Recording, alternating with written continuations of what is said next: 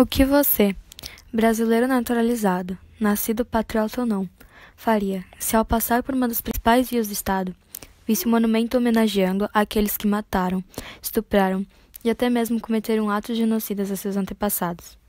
Bom, se você não tem uma resposta para essa pergunta, saiba que é isso que acontece com os indígenas que passam pelo monumento às bandeiras, tombado pelo Instituto de Patrimônio Histórico e Artístico.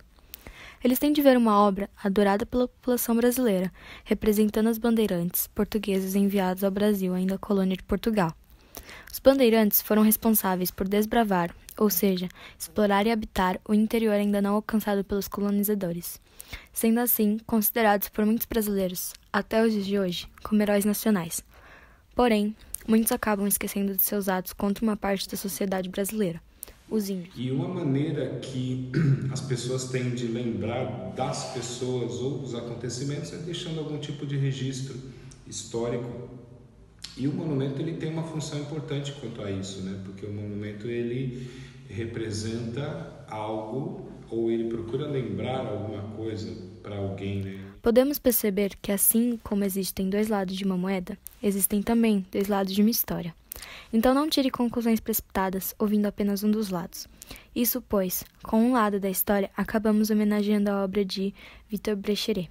A gente tem que lembrar que quem faz um monumento, em geral, é o poder público, são as pessoas que estão no poder naquele momento, e aí, seja a nível municipal, regional, estadual, ou em relação ao país, o simples fato do poder público ter feito o monumento e ter colocado aquele monumento ali, já é uma coisa importante para a história, por mais que a gente não concorde com aquele acontecimento, porque é um registro do pensamento das pessoas que estavam no poder naquela época.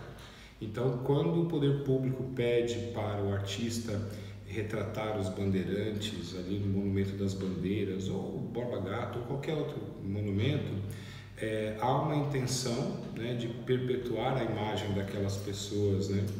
E aí, na época que estava se discutindo isso, algumas pessoas questionavam que deveria ser eliminado, dizendo ser um patrimônio de todos.